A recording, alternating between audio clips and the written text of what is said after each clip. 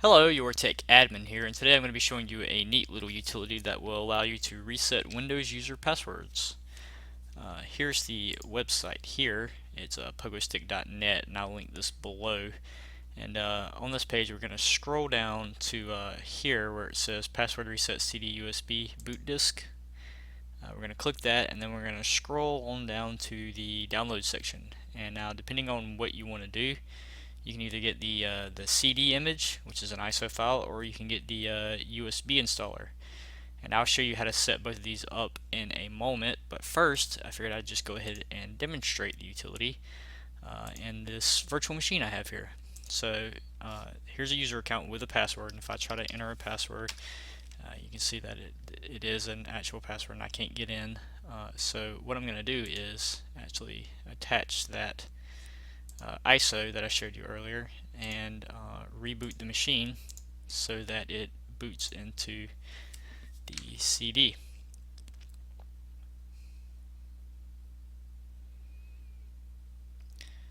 This utility does work with Windows, all NT Windows versions, I believe, from like NT 4 through to Windows 8.1 officially. And it also supports Windows 10 with a bit of a caveat. Because Windows 10 has fast booting enabled by default, which basically, when you shut down your computer, it partially hibernates the system.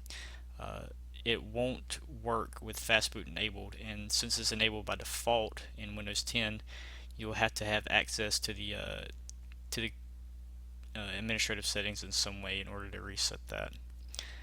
So here we can see it's just booting into the kernel. It is based on Linux, and it's given us a list of all the Windows installations that it's found. There's only one on this virtual machine, so my only option is one. So I'll go ahead and hit one, and now it's asking which registry file I want to load, or which hive basically.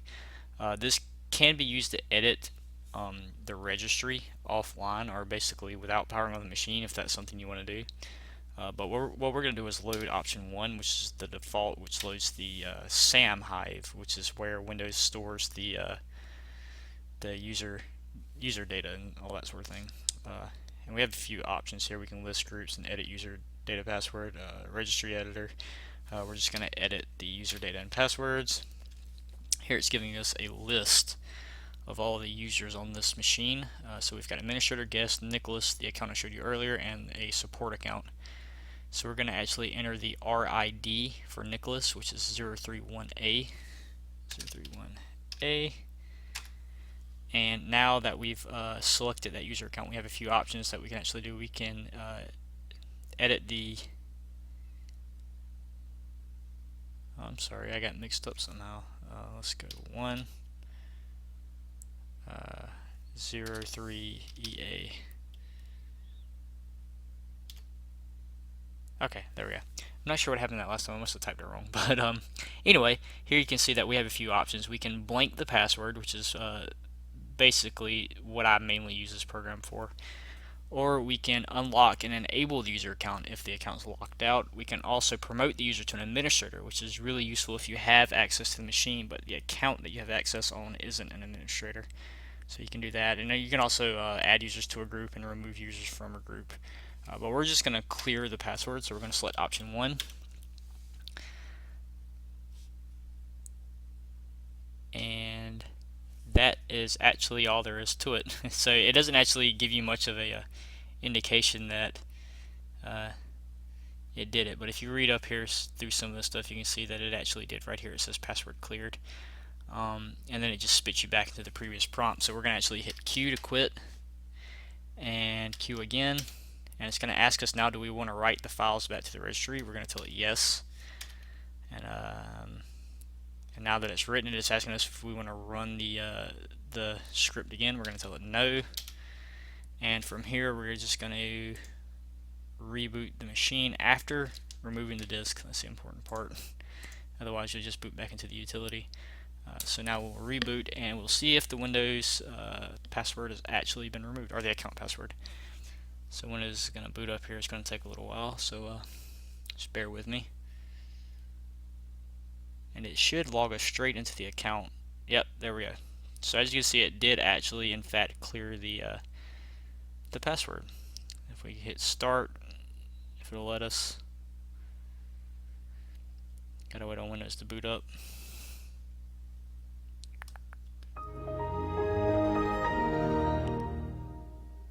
Haven't heard that sound in a while. Come on. There we go. Okay, so you can see it is actually that account I showed you earlier, and I did log straight into it. I'll actually log off here so you can see that the account doesn't have a password. So yeah, there you go, no password. You can just log straight into it. So now that you've seen how it works, I'm going to show you actually how to install it. And there's two options, like I said earlier. You can either put it on a CD or you can put it on a flash drive. Putting it on the CD is pretty straightforward. It's just like burning any other ISO image. In Windows 8 and above, I believe, you can actually just right click and burn disk image because there's a built-in Windows utility. If you're using Windows 7 or below, you can download a nice little program called IMG Burn or Image Burn. You can actually find that on Nanite.com, which is a really useful website for installing applications. So yeah, just install that utility, and it's pretty straightforward. Just pop a blank CDR in and burn the disk, and from there you can just boot to it like any other bootable CD. Now for setting it up on the USB drive, it's actually really straightforward. So I have a blank drive already inserted into the disk or into the computer. So here it is. It's a local disk F. I'm actually just going to take the contents of this folder and copy it over to the root of this drive. It has to be in the root of the drive. So we'll paste that in. And there you go. And now we're actually going to open the command prompt as an administrator. That's important. Tell it yes at the UAC prompt. And we're going to actually browse over to this drive, and we're going to run syslinux.exe -maf and then the drive that we're targeting, which is the F drive. So I'll run that real quick, and it won't give you any indication that it did anything, and that's actually what you want, because if you did it wrong, it'll actually give you some sort of indication that something went wrong. But since it spit us back out to the command prompt, that means everything's good to go, and now this USB drive is bootable. And you can actually go ahead and store extra stuff on this drive if you wish. You just can't move any of this stuff out of the root of the drive. So you can actually have extra folders in here for other utilities if you want, as long as these files stay intact. And that's pretty much all there is to installing it. It's really straightforward, and I think it's a bit more handy to have it on a flash drive than it is a CD, since it's easier to carry around. But it's definitely a nice utility to have, especially for me. I work on a lot of computers on the side, and I've run into so many situations where a client would give me a laptop and ask me to work on it, and I'd get it home and I'd boot it up, and of course there's a password on the user account, and I try to get in contact with the client, and I just can't get in contact with them for whatever reason, which would normally mean that you can't really do any work to the machine until that password can be cleared, or until you can get that password from the client. But with this utility, it's as easy as just clearing the password, and it actually blows a lot of people's mind when you tell them, "Oh yeah, I cleared your password," and they're like, "What?" Never really realized how easy it is to do that. But this is definitely a nice utility to have. So as I mentioned earlier, this utility will actually work in Windows 10, but you have to disable fast booting, or fast boot up, startup, whatever you call it. And I'm going to show you how to do that real quick. So you're just going to go to Start, and then type in Power. And we're going to go to the Power Options here, and on the right or the left here, we're going to click Choose what the power buttons do, and then we're going to click this right here that says Change settings that are currently unavailable. Now once we've done that, we're going to scroll down, and you'll see the first option is Turn on Fast Startup. You're just going to uncheck that and hit Save Changes, and after that this utility will work with Windows 10. Unfortunately, in the most usual use case for this software, you won't have access to do this, so I haven't actually found a workaround for that yet. I tried just unplugging the machine and not giving it a chance to hibernate, but it appears that when you do that, I guess it falls back to the previous Hibber file .sys, so it's still, the utility still sees it as being hibernated, and it refuses to mount the disk that has the Windows installation. If anybody can find a workaround for that, please let me know, because that'd be really nice.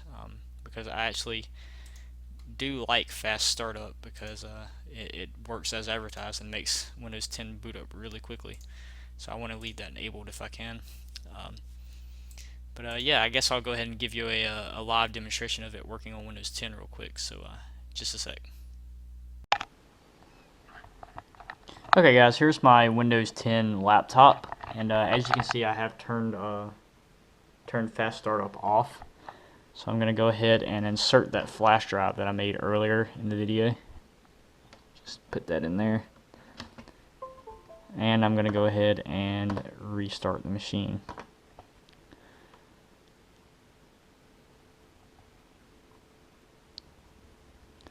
And I'll hit F12 to bring up the boot options. That'll be different for depending on the laptop you're using, or the computer you're using. Is usually different between manufacturers. So I'm going to select the USB storage device like that, and go ahead and press enter to let it boot up.